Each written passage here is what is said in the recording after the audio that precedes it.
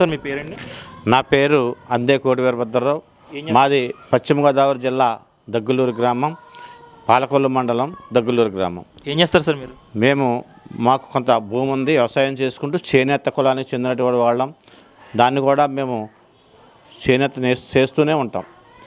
ఆ ప్రాధాన్యతలో మరి చేనేత పరిశ్రమని మన ప్రభుత్వం ఇంకా ఆదుకోవాలన్న పరిస్థితి ఉంది.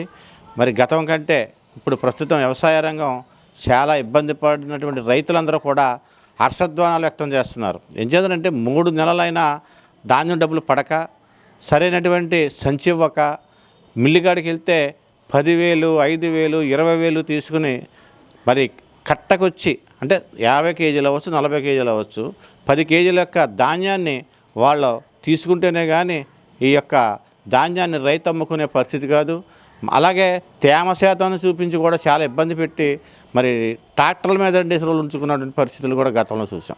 కానీ మన ప్రభుత్వం వచ్చేటప్పుడు ఉన్నటువంటి 1,650 కోట్ల రూపాయలు బకాయి పెట్టిన తర్వాత మరి దాన్ని మన చంద్రబాబు నాయుడు గారు అలాగే పవన్ కళ్యాణ్ గారు ఆలోచించి దాన్ని మళ్ళీ త్వరితగతిన ఇవ్వటానికి కూడా కొంత టైం పట్టింది. అంటే అతను అప్పచెప్పి వెళ్ళిపోయాడు, రైతుల సొమ్ము వాడేసుకున్నాడు, వెళ్ళిపోయాడు. కానీ మన వాళ్ళందరూ కూడా మన ప్రభుత్వం తరపున మన చంద్రబాబు నాయుడు గారు ఆలోచించి ఇది కరెక్ట్ కాదు, రైతు యొక్క ఆలోచన అంతా కూడా మరి భవిష్యత్తులో ధాన్యాగారంగా ఉన్నటువంటి ఇటువంటి పరిస్థితిని ఈ 6 నెలల్లో ప్రజలు పూర్తిగా మోసం చేశారు చంద్రబాబు నాయుడు అని చెప్పి జగన్మోహన్ రెడ్డి ఆరోపిస్తున్నారు సార్. దాని గురించి ఆరోపణ కాదు, జగన్మోహన్ రెడ్డి చంద్రబాబు నాయుడు మోసం చేయలేదు. జగన్మోహన్ రెడ్డి మోసం చేసిన మూలానే ఇంటికి వెళ్ళిపోయాడు.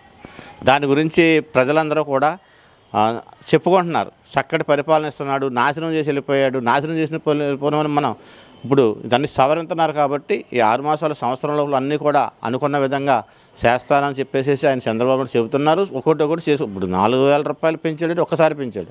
200 రూపాయలు అంటే 35 రూపాయలు, 70 రూపాయలు చేసిన 75, 200 రూపాయలు చేసిన 200 నుంచి 1,000 రూపాయలు ఒకేసారి చేసి 1,000 రూపాయల నుంచి 2,000 చేసి 2,000 నుంచి తర్వాత మన గవర్నమెంట్ పెంచుతాం 3,000 అంటే ఆ టైంలో గవర్నమెంట్ లేకపోయినా 250 రూపాయలు పెంచుకుంటూ పోతామని చెప్పేసి 250 రూపాయలు నెల పెంచుకుంటూ నిత్యావసర వస్తువులు 2,000 పెరిగినాయి కుటుంబానికి. వీడు 250 పెంచితే 2,000 రూపాయలు కుటుంబానికి ఖర్చులు పెంచుకుని, కరెంటు ఛార్జీలు పెంచుకుని ఇష్టానుసారంగా పోయి ఇవాళ అన్నింటికి రివర్స్ టెండర్ పెట్టి నాశనం చేసేటువంటి అతను ఈ రోజున చంద్రబాబు నాయుడు గురించి, మన యొక్క ఉమ్మడి కూటమి ప్రభుత్వం గురించి మాట్లాడే అర్హత మాత్రం ఏ నాయకుడికి లేదు. గల్లీ నుంచి ఢిల్లీ వరకు కూడా ఉన్నటువంటి ఎవ్వరికి కూడా లేదని చెప్పేసి ఈ యొక్క మీడియా ద్వారాగా తెలియపరుస్తున్నాం. విద్యారంగాన్ని ఎలా చూసుకున్నారు లోకేష్ గారు? విద్యను నూతన ప్రాతిపదిక ప్రకారం మరి చాలా బాగా చేస్తున్నారని చెప్పేసి టీచర్స్ కూడా చెబుతున్నారు. మేము వెళ్ళినప్పుడు గత విధానాలకి ఇప్పటికే మార్పులు తీసుకొచ్చారు. పిల్లలకే ఉన్నటువంటి సిలబస్ని నీట్గా చెబుతున్నాం. ఇంతవరకు అంటే ఇబ్బంది ఉంది, అంటే ప్రభుత్వం మారినప్పుడు కొత్తలో కొంత ఉన్నా కానీ దాన్ని వెంటనే విధి విధానాలు మార్పు చేసుకుని చాలా హ్యాపీగా ఫీల్ అవుతున్నారు. వాళ్ళు విద్య చెప్పడానికి సంతోషిస్తున్నారు. గతంలో మరి అతను అంగన్వాడీని తీసుకెళ్ళేమో స్కూల్లో పెట్టాడు, స్కూల్లో టీచర్లు తీసుకెళ్ళేమో 3, 4, 5 తరగతులు తీసుకెళ్ళేమో హై స్కూల్లో పెట్టాడు. సర్వనాశనం చేశాడు. ఏదో డబ్బు ఇస్తున్నారు కదా అనుకున్నారో తప్ప ఇదంతా మనం కట్టేస్తే వేరే స్కూల్కి పంపించవచ్చు ఆ రోజున అనుకున్నారు. కానీ ఈ రోజున తెలిసింది పిల్లలు మన స్కూల్లో చదివితే ఉద్యోగాలు వస్తాయి, టీచర్లు పెరుగుతారు, చదువుకున్న వాడికి న్యాయం జరుగుతుంది, ఉద్యోగాలు చేసుకుంటే డిఎస్సీ లాంటి చెప్పడానికి కూడా న్యాయం జరుగుతుంది. కానీ అటువంటివి చేయకుండా స్కూలు తగ్గించడం కోసం ఒక కుట్ర చేసి అతను చేసినటువంటి దుర్మార్గం మామూలు విషయం కాదు.